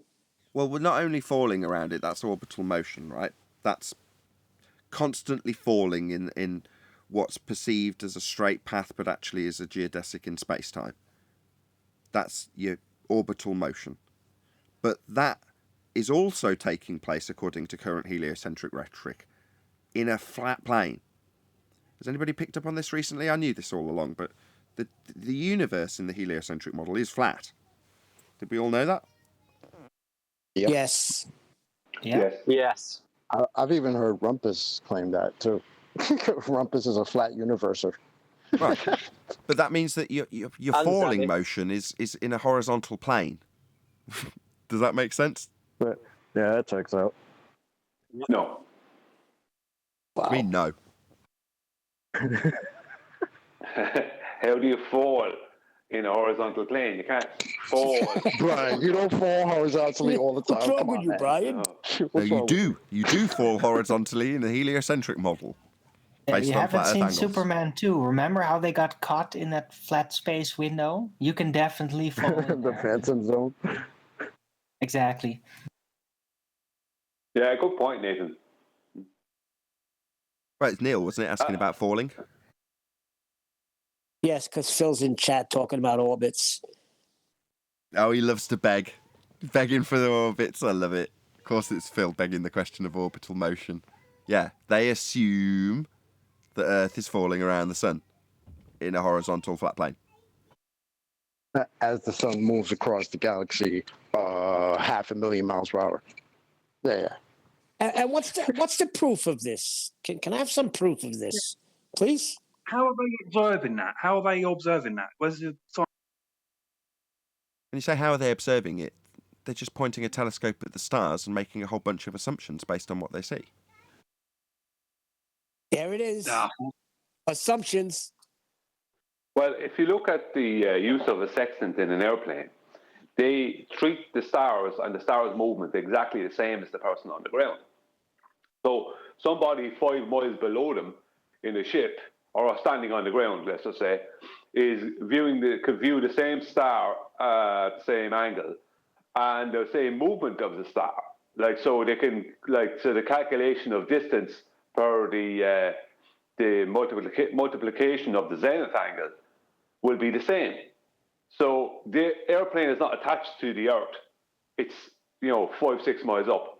So there should be a difference. If that was the case, there would definitely be a difference. They wouldn't be able to do celestial navigation from an airplane. And even within the nonsense claims that they claim of conservation of momentum, which is actually a linear momentum claim within their model, they don't even realize it. That would mean that there would still be a difference. It'd be impossible for that to happen. It'd be impossible for a co-pilot to use the stars from an airplane if the Earth was rotating, because the stars won't be moving. Yeah, exactly. They'd have Coriolis deflection, the lack thereof, as soon as they left the rotating platform that caused them to move in the first instance. It's nonsense. Navigation on the whole just obliterates globe Earth. Lumpy Gas in a Vacuum sends a super chat saying, I have a question. Can I ask on Discord sometime? You can. Feel free to join now. If you want to join the live stream queue, I'll move you in if you wanted to ask a question on Discord. Unless I'm misunderstanding your question. But thanks for the super chat. I mean, if it really worked out that way, we'd have to have 2 different systems of navigation. One when you're in the air, one when you're on the ground. Are you serious? That's absolutely ridiculous. Adam is about to present the very thing I was going to talk about in a minute. Yeah, that's the first thing I thought of when Nathan talked about that horizontal. That shows you the plane in which the falling is occurring, as opposed to the travel. The 666,000 miles an hour forward that the sun's doing and everything's doing in one direction, but you see all the falling is occurring as they're moving. Also, they're falling from right to left, left to right. Sorry. Around the sun, just in that 2-dimensional system that is. It's the greatest roller coaster ride ever imagined. Yeah. That you'll never ever feel. It's great. Well, you do for the first year or so of your life. It's all over. Yeah. What then? So until the vestibular system gets used to that. Gets used to it. Yeah. That's why babies fall over. Get used to it. That's so irritating. Where have you got that from? Adapt to Coriolis. The whole point of that system is that it's holding liquid in such a manner that you can determine whether or not it's moved into a different section of those. They're like 3 rings, aren't they? Well, if the water was constantly moving, that system just wouldn't function correctly. I mean, that's absolutely... Where have you got that from, Adam? I think that's one of the numpty clips, is it not? As a claim. Yeah. I had a baller actually write something like that to me. I presented the screenshots before. You want me to get them? Yeah, the screenshots. Yes, please. Yes, please. Yes, that'd be great. Yes, let's name and shame this idiot that has Give me decided a to. second. Yeah, some PhD guy. That's who it is. Yeah, I didn't pull that level of idiocy just out of my own. I had heard it. Oh, I didn't doubt that for a second, Adam. I didn't. Shout out to Retro Bill. Just one sec. It says an assumption is better than a logical fallacy, and a fallacy is better than nothing. That's a quote from Tim Osman. Thank you very much for the super chat.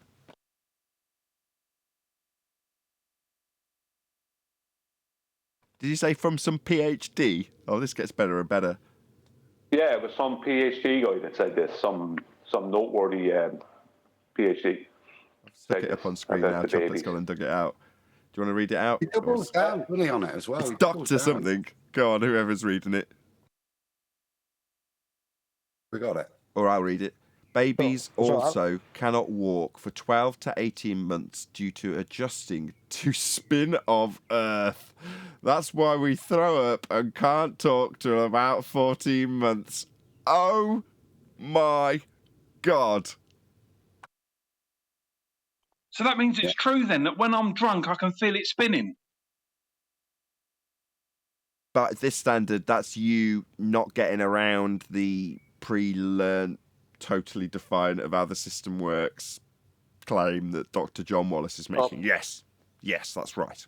Oh, read it again. Please read that again. It's hilarious. Can I read them? Because they Yes, were please. literally addressed to me. Yeah, go on. If you go, Chuck. All right, so the first one is Dr. John Wallace at Chocolate saying, babies also cannot walk for 12 to 18 months due to adjusting to spin of Earth. That's why we throw up and can't talk until about 14 months. End quote. That's the first one. Here's the second one. Dr. John Wallace at Chocolate saying, the womb is zero gravity like outer space. That's why we throw up and can't walk when we come out for about 12 months. End quote. So by that logic, is he saying that the reason we can't talk is because we're born out of a zero-G environment and then suddenly that causes us to not be able to talk? So there's babies inside the womb singing, start spreading the news and stuff. What about calves? But it's not Wait. It's What not about zero calves G. that come out of their mother? What about bull? What about deer? They come right out walking. They don't It doesn't talk. make any sense. You're not in a zero G state when you're in the womb. They're You're more just advanced. suspended in liquid. You're It's not zero thinking of G. Bambi. This is, they've not gone up in a parabola plane when you go into a womb to Right. It's the zero The vomit gravity, comet. like outer space. I know women are magical, but I didn't know they were that magical. I want my child to be vomit comet birthed. Oh, my wife is magical. Just kidding. I don't want that for my child. So you got a zero G womb as well, then. Well, technically, Yes, magical. technically, any child born on the vomit comet should be able to walk and talk the minute they come out. Correct. That's where I was leading. That's where the end of this gag was going to be before I rounded out. With baby born in zero G or on the vomit comet, pops out and starts spreading the news. Like roller coaster birthing. Walking, talking, and singing. Exactly. A roller coaster could work too. Roller coaster birth. No, that's not really zero G, Albin. You've ruined this joke. In a long fall, right? If the roller coaster has a long fall, it wouldn't be long enough. No, you haven't really thought this through at all, Alwyn, have you? That's a terrible ending to the show. But with that, I'm going to say a huge, massive, enormous thank you to both Discord and G Plus panels for making today's after show possible. No, live show possible. We've still got an after show to follow. Stay tuned if you're watching on either premiering stream, because there will be an after show to follow. A massive thank you to all of you who smashed the super chat, liked, commented, shared, subscribed, joined as a Nathan Oakley 1980 channel member, hit the thanks button, and all that good stuff. Once again, stay tuned if you're watching on either premiering stream. I've been Nathan Oakley, and I will see you all in the next video.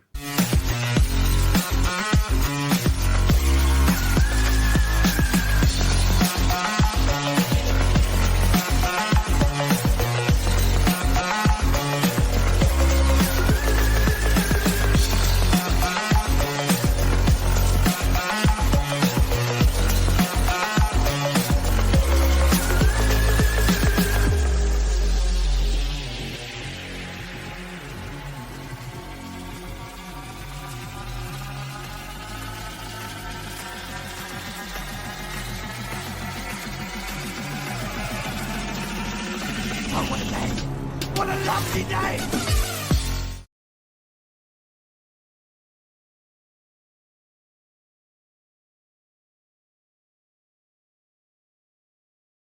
Is that any worse? Is that any worse than Grover saying that the only time that you would feel the Earth move, you would actually feel the Earth moves, if it stopped? I love that silence. Kind of. That makes You want sense. to repeat that again? You want to repeat that again? Yeah, it's a way of getting around the non-effect. It's saying there is no effect to observe. Well, yeah, there's supposed to be, though, isn't there? There's supposed to be Coriolis deflection. So they're saying, oh, well, we wouldn't notice anything unless it stopped. What, other than the 15 degrees an hour drift that's claimed to happen? And I believe, if my memory serves correct, it was George that came here years ago and said that to us one time, or maybe more than once. But I do remember him saying, yeah, the only time that you would actually feel it is if it stopped moving. How convenient. How convenient indeed. You know, they tried that with the airplane. So when you're on an airplane, you don't feel movement. I go, I do. When I'm on a car, you don't feel movement. I do. Where did they get off saying we don't feel anything when we're on a plane or a car? I don't know. I've devised another way to test the claim about the birthing thing. So if Coriolis would bring trouble for a kid to orientate themselves when they're born, does that mean that if they're born at the North or South Pole, they'll learn to walk and orient quicker? Yeah, do Inuit children be walking and talking like at like 3-4 weeks after birth? You know, in the Arctic. I don't think it affects horses as much either, because they're pretty much up in about an That's hour. what I said. So. Yeah, that's what I said. Well, they're Horses come right obviously out. a lot more advanced than we are, so we still need to work that out and teach babies and stuff. No, I can see this They guy got the coming. good fats. They got the good fats. Fresh fish, like really fatty yak milk. That's They the got thing 4 that legs, really so helps that you develop. The extra Oh, 2 that's legs right. helps too. That's true. They got 4 legs. You're right, Brian. That's it. Oh, yes, the 4 legs. Yeah. Coriolis. I don't know, but there's been birthdays lately, so I'm actually in my home looking at 4 things defying gravity right now, stuck to the ceiling. 4 helium balloons just hanging out on the ceiling like I'm hanging out on the floor. Like you say, though, the mobile phones now and the drones, if you wanted to show somebody the Earth moving, it's so simple, video and a drone underneath and just leaving it there for an hour. I mean, if I was a glober trying to push this, you'd be doing it every day, videoing it and saying, look, this is what's happening. It ain't happening, and we can. You could prove it easily if it was, and it's not.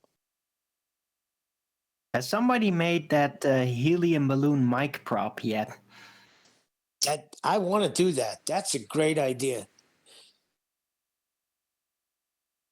Would that be too heavy, though? Because that plastic is a lot heavier than the helium balloons that the helium is inside of. That's the thing I'm wondering about. No, you can't use the actual mic plastic. That's too heavy. You're gonna have to actually have some kind of a balloon that's sort of pre-shaped, like the mic and the rest drawn on it, or something. Or it's gonna be too heavy. That's the only microphones I see in like those dollar stores. It's the ones that you blow up with very heavy plastic. So how did the old blimps and everything that were that way go up then? I'm going to try it. I'm going to get one and try and fill it with helium. See if it They works. were really big, right? If you have a lot of volume, then the bigger the volume, in comparison to the actual balloon or the sheet, which is going to still be very thin. So the bigger it is, the less weight problems you have, right? If it's really small, you can't make too much thinner sheets because it will become too brittle. It will break.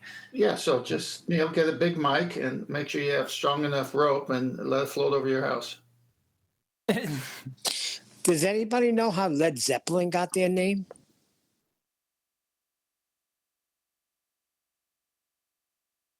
You better do now after that. Well, they were probably smoking some. No, Keith Moon said when he heard about the guys that were getting together to form a band, he said, "You'll sink like a lead balloon."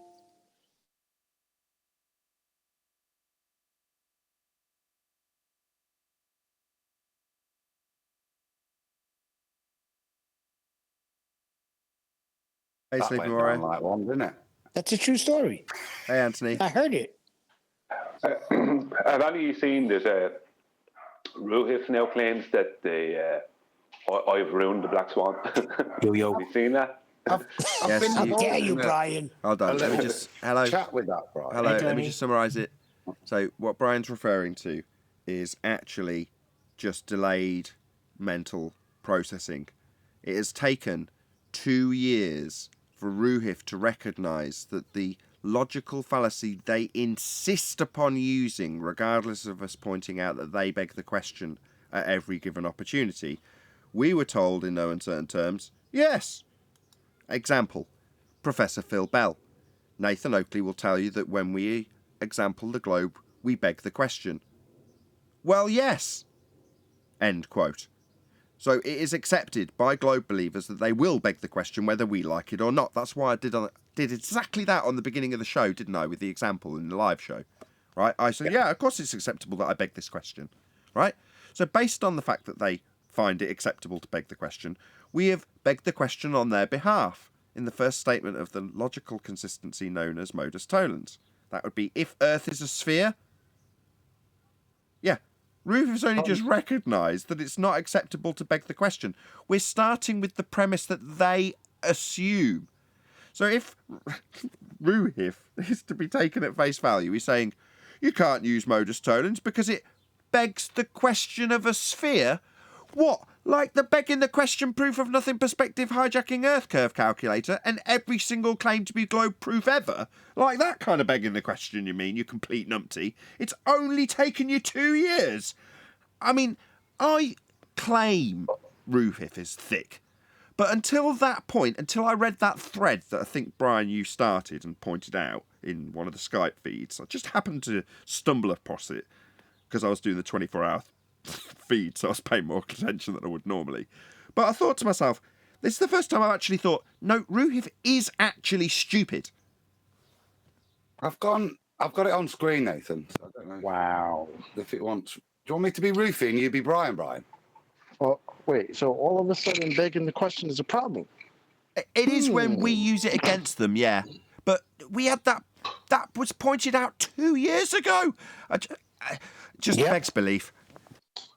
Before they know, because usually we'll teach them some aspect about their religion, and then they'll just deny it. They'll be denialists, and then they'll come back tomorrow and try to hit you with the thing they said was unjustified.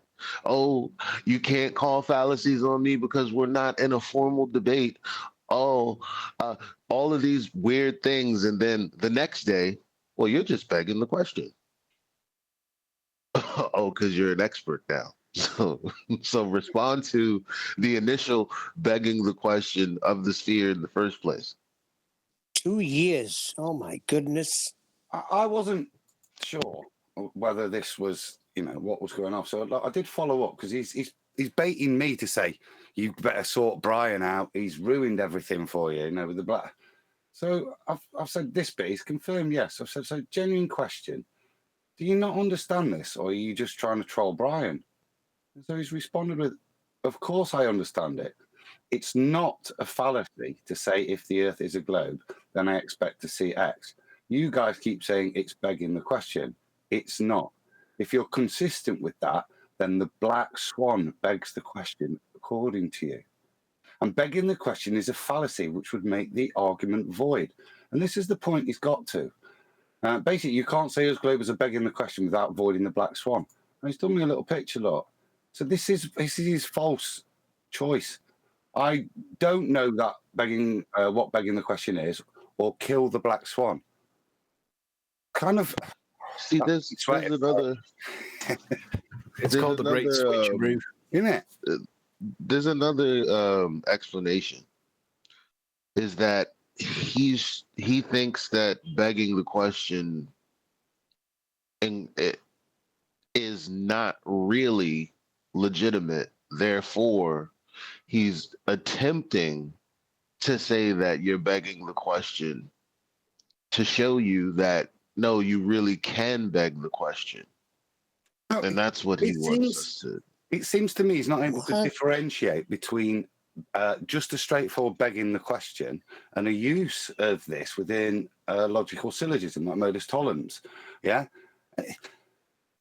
the two of it are different, but they are similar. But you've got to you're allowing one in there. Yeah, you're allowing it for the syllogism. It's nothing to do with just making a straightforward begging the question statement. And this appears to me where he thinks he's been clever. Oh, I've spotted that this first part of the Black Swan is a kind of begging the question. Yeah. But it's also fundamental to their claim. But it's that link that he thinks now. And this again goes back to where they're at, where their argument's at. We're no longer demonstrating that we live on a ball. We're desperately flailing in the water, trying to grab onto something of an argument that's drowning them, yeah? And trying to pick some, in this case, false understand. Because this fundamentally is not understanding what modus tollens is by this point. He's figured out what a begging the question is, but now the modus tollens has done him. But this is the nature of their argument now. It's no longer anything to do with the nature of the earth. It's nuances of how we destroy them. Please save that. Don't let that go. Save that, because this demonstrates their mentality. Well done, Rufy. I put up two clips of our conversation. The first one before that was him saying to me, "You don't know what begging the question is," ha ha ha, kind of stuff. Then he detailed exactly what begging the question was, and I said, "That's begging the question. That's not verbatim, but yeah." I don't think you even know what begging the question is. Simple question: am I allowed to say if the Earth has a radius of 6,371 kilometers, then I expect to see X? That's called begging the question. You just detail it precisely. Ha ha ha. You know what I mean? He just begged the question. He said, "I don't know what a begging the question fallacy is." Then he commits one right within the same comment, and that's when he jumped on the Black Swan thing. I was shocked. I was totally shocked. And this came from a separate thing where he was attacking me on saying that height of Y and dip correction are not the same thing anymore. And then there's more in it within that, but there's more I could tell you about that. But this was shocking that he would then jump on the Black Swan and not realize that we've stated that we have to beg the question. QE states from the very start that he had to beg the question back in January 2020 to make the argument. That's how you formulate the inconsistency. The last comment on screen is his position. Look, this is where he's worked himself into a corner here, isn't it? Or what he thinks is his winning position, which is, I suppose, shown by the picture. Basically, you can't say as Globers are begging the question without voiding the Black Swan modus tollens. And that's genuinely why I said, genuine question, do you not understand this? He obviously never did. He obviously never understood the Black Swan. Their intelligence continues to grow. I love it. Do you all remember when the Black Swan first came out, Jan 2020, and we are all saying, well, we give them 9 months, 14 months, because we got it. Hang on, let me finish. So we got it right away. And we're saying, okay, because they're globers, ballers, and prior to having anti-flat earthers label, we all put dates. I was so off, because what this proves is that a certain group of people get it, and another certain group of people don't get it and will never get it because they have what going on. I remember predicting. I said they'll never get it. I remember predicting that 40% of them will never get it. That's what I predicted. Now, I don't know if it's coming true right now, but it's. I could be wrong. Could be a lot more than 40%. Maybe Neil is right. Why won't they get it? There's a reason why they won't get it. Because when they do, they have to relinquish their belief in the sphere. It's over. We have proof of that because John, a panel member, saw it, got it, and he's a panel member because of it. The consequence. That's where I got it from. Yes, he's not there anymore, is he? The consequence of them kind of accepting this position, that anything that starts with this is begging the question. I can't, the guy's name, whoever pointed it out, that all of the globe claims start with "if the Earth is a globe." It basically means all of their claims, they're happy now to accept that they are just begging the questions and therefore no longer void, surely, by taking that position. You'd think so. Unless they can produce one that isn't a begging the question, but as far as I'm aware, unless they're stupid. Did anybody expect at the beginning of the Black Swan to get as a rebuttal, we wouldn't expect to see Earth curve? No. AKA geometric horizon? Yes. Yes, I did. And I called it. Did you really? Yeah. They were already double speaking in many ways, right? We already were dealing with Rumpus, and when getting like cornered, he would double speak. So I was already anticipating, like, yeah, of course they're going to do that. It doesn't matter because we still got him. Because they say there's evidence. They never say Earth curve, but they say there's evidence of curvature. Evidence is proof. But with that, I'm going to say another huge, massive, enormous thank you to both Discord and G+ panels for making today's after show possible.